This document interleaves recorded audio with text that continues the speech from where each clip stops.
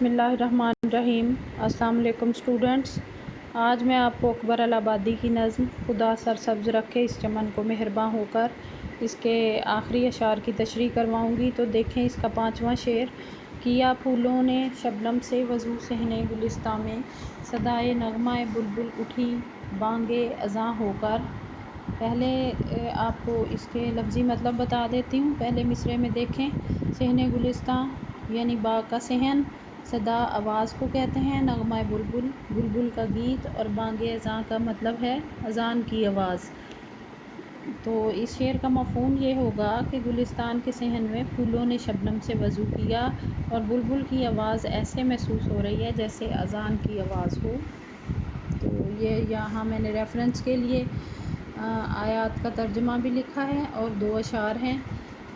پہلے یہ ترجمہ دیکھیں۔ اللہ تعالیٰ نے فرمایا کہ اس کائنات میں موجود ہر شے اپنے خالق کی تسبیح بیان کرتی ہے مگر تم اس تسبیح کو نہیں سمجھتے۔ تو اس میں کوئی شک نہیں ہے کہ اس کائنات کو اللہ تعالیٰ نے تخلیق کیا ہے، اور اشرف المخلوقات ہونے کی وجہ سے صرف انسان ہی اللہ تعالیٰ کی مدح سرائی اور تعریف نہیں کرتے، بلکہ آسمانوں پر فرشتے اور زمین پر انسانوں کے علاوہ حیوانات، درخت، پودے، پھل پھول سبھی اپنے اپنے انداز اور طور طریقے سے اللہ تعالیٰ کی تسبیح بیان کرتے ہیں۔ تو یہاں پر یہ آیات کا ترجمہ آ جائے گا۔ آگے یہ دوسرے نمبر پر دیکھیں، شعر ہے، سحر کو باغ میں پڑتی ہے اس لیے شبنم کہ پتا پتا کرے یاد با وضو تیری۔ دوسرا شعر ہے، نوبت ہے صدائے قمریاں کی، تیاری ہے باغ میں اذاں کی۔ تو اس میں شاعر جو ہے وہ موسم بہار کے حوالے سے باغ کی منظر نگاری کرتے ہوئے اس باغ کی ہر چیز کو مصروف عبادت دکھا رہا ہے۔ شاعر کے نزدیک باغ کی ہر چیز اپنے خالق کے حضور عبادت میں مصروف ہے، اور اس حوالے سے شاعر عبادت کے مختلف اراکین جیسے پہلے وضو، پھر اذان اور اس کے بعد نماز یعنی سجدہ اور آخر میں دعا کو درجہ بدرجہ بیان کرتے ہوئے کہتا ہے، یعنی یہ مختلف عبادت کے مراحل ہیں جن کو اس نے مرحلہ وار ہی بیان کیا ہے۔ جیسے پہلے مصرعے میں وضو، پھر اذان کا ذکر ہوگا، اور آگے جو شعر میں آپ کو 2 کرواؤں گی اس میں مرحلہ وار شاعر نے ترتیب سے عبادت کے ان مختلف ارکان کو ہمارے سامنے بیان کیا ہے کہ کس طرح سے باغ کے اس ماحول میں ہر چیز جو ہے اللہ تعالیٰ کی عبادت میں مصروف ہے۔ تو شاعر کہتا ہے کہ پھولوں پر شبنم کے قطرے گرتے ہیں تو ایسے محسوس ہوتا ہے کہ جیسے پھولوں نے وضو کیا ہے، اور باغ کے اندر بلبل کا چہچہانا جو ہے وہ دراصل اذان کی آواز محسوس ہوتی ہے، یعنی پھولوں کے وضو کے بعد بلبل کی خوشگوار آواز اذان کی طرح کانوں میں گونجنے لگتی ہے۔ آگے اگلا شعر دیکھیں، ہوائے شوق میں شاخیں جھکیں خالق کے سجدے کو، ہوئی تسبیح میں مصروف ہر پتی زباں ہو کر۔ پہلے اس کا لفظی مطلب بتا دیتی ہوں۔ ہوائے شوق میں کا مطلب ہے عشق حقیقی کے جذبے سے، خالق کا مطلب ہے تخلیق کرنے والا یعنی خدا، اور تسبیح آپ کو پتہ ہی ہے کہ خدا تعالیٰ کی تسبیح بیان کرنا اور وظیفہ وغیرہ کرنا۔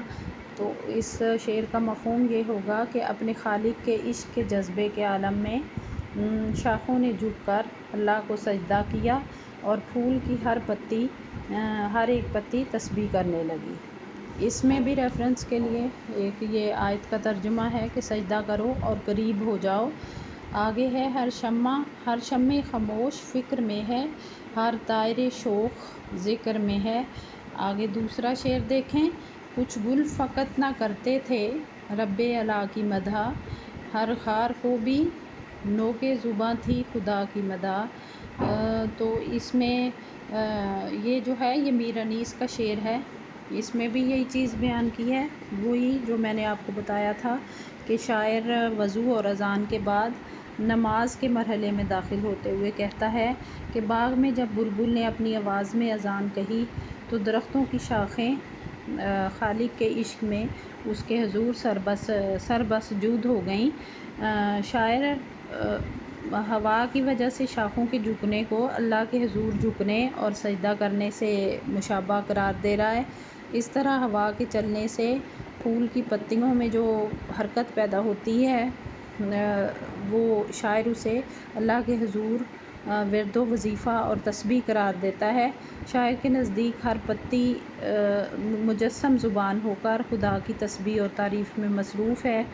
تو شاعر نے یہاں پھول کی پتی کو زبان سے تشبیہ دی ہے۔ یہ دوسرے مصرعے میں دیکھیں، شعر کے دوسرے مصرعے میں، تو اس کو مزید آسان آپ کو بتا دیتی ہوں کہ باغ میں صبح کے وقت جب ٹھنڈی ٹھنڈی ہوا چل رہی تھی اور درختوں کی ٹہنیاں مستی کے عالم میں جھومتی ہوئی کبھی اوپر اور کبھی نیچے ہوتی تھیں، تو ایسا لگتا تھا کہ جیسے وہ جذب کے عالم میں اپنے تخلیق کرنے والے کے حضور سجدے کر رہی ہوں اور یوں اپنی عاجزی اور انکساری کا اظہار کر رہی ہوں۔ اس طرح درختوں اور پودوں کی پتیوں کی شکل چونکہ زبان سے مشابہ ہوتی ہے، اس لیے یوں لگ رہا تھا کہ یہ پتیاں زبان حال سے اللہ تعالیٰ کی حمد اور اس کی توصیف کا وظیفہ کر رہی ہوں اور اپنے انداز میں اللہ تعالیٰ کی عبادت میں مصروف ہوں۔ تو اس میں یہ آپ میر انیس کا شعر لکھ سکتی ہیں کہ کچھ گل فقط نہ کرتے تھے رب اعلیٰ کی مدح، ہر خار کو بھی نوکے زباں تھی خدا کی مدح۔ آگے یہ 7واں شعر دیکھیں کہ زبان برگ گل نے کی دعا رنگیں عبارت میں، خدا سرسبز رکھے اس چمن کو مہرباں ہو کر۔ اس کا اب مفہوم دیکھ لیں، لفظی مطلب دیکھ لیں کہ زبان برگ گل کا مطلب ہے پھول کی پتی کی زبان، اور خدا سرسبز رکھے اس چمن کو مہرباں ہو کر۔ آگے یہ اس میں رنگیں عبارت میں کا مطلب ہے، پہلے مصرعے میں ہی دیکھیں، رنگیں عبارت میں خوبصورت الفاظ میں، تو یہ آگے آخر میں جو نظم کا وہ عنوان ہے وہی آخر میں استعمال کیا ہے شاعر نے آخری شعر میں۔ تو اس کا شعر کا مفہوم یہ ہوگا کہ پھول کی پتی نے بڑے خوبصورت انداز میں یہ دعا کی کہ اے خدا اس چمن کو یوں ہی سرسبز رکھنا۔ آگے حوالہ جات جو ہیں میں نے یہ اس میں لکھ دیے ہیں، تو اس کی تشریح کی طرف آتے ہیں۔ تو اس میں شاعر جو ہے عبادت کا آخری مرحلہ جو کہ دعا ہوتا ہے، اس لیے شاعر کہتا ہے کہ پھول کی پتی نے نہایت ہی اچھے طریقے سے یہ دعا کی ہے کہ اے رب العالمین، تمام کائنات تیری ہی مہربانی کے باعث قائم ہے، اور تو اس باغ پر بھی اپنی مہربانی جو ہے ہمیشہ برقرار رکھنا تاکہ یہ ہمیشہ سرسبز و شاداب رہے اور مناظر فطرت اسی طرح جو ہے وہ خوبصورت نظر آتے رہیں۔ تو برگ گل یہاں پھول کی پتی چونکہ رنگدار ہوتی ہے، رنگین ہوتی ہے، اسی حوالے سے شاعر نے رنگیں عبارت کی ترکیب استعمال کرتے ہوئے اس شعر میں بہت ہی خوبصورتی یا معنوی حسن جو ہے وہ پیدا کر دیا ہے۔ تو اس کی تشریح کی جو ہے آپ کو سمجھ آ گئی ہوگی۔ تو یہاں مزید آپ کو بتا دیتی ہوں کہ شاعر جو ہے وہ پھولوں کی پتیوں کو خوبصورت کے بارے میں کہتا ہے کہ وہ خوبصورت الفاظ میں اللہ تعالیٰ سے دعا کر رہی ہیں کہ وہ مہربانی فرما کر اس باغ کو سرسبز و شاداب رکھے۔ شاعر نے شاعرانہ انداز میں اپنے وطن کی خوشحالی کے لیے دعا کی ہے کہ اللہ تعالیٰ مہربانی فرما کر ہمارے وطن کو خوشحال رکھے، جس طرح باغوں میں باغ کا موسم آیا ہوا ہے، بہار کا موسم آیا ہوا ہے، اسی طرح ہمارے وطن پر بھی بہار آئے اور اس کے سارے مکین خوشحال اور خوش و خرم ہوں، وطن ترقی کی جانب رواں دواں ہو اور اس کے رہنے والے روز بروز خوشحال تر ہوتے جائیں۔ جب پھولوں کی پتیاں بھی باغ کی سرسبزی کے لیے اللہ تعالیٰ کے لیے سے دعا کر رہی ہیں، تو ہمیں بھی صدقے دل سے اللہ تعالیٰ سے دعا کرنی چاہیے کہ وہ ہمارے وطن کو خوشحال رکھے۔ اس میں آخر میں یہ شعر آ سکتا ہے کہ فرد قائم ربط ملت سے ہے تنہا کچھ نہیں، موج ہے دریا میں اور بیرون دریا کچھ نہیں۔ تو یہ آپ کی اس پوری نظم کی تشریح ہو گئی ہے۔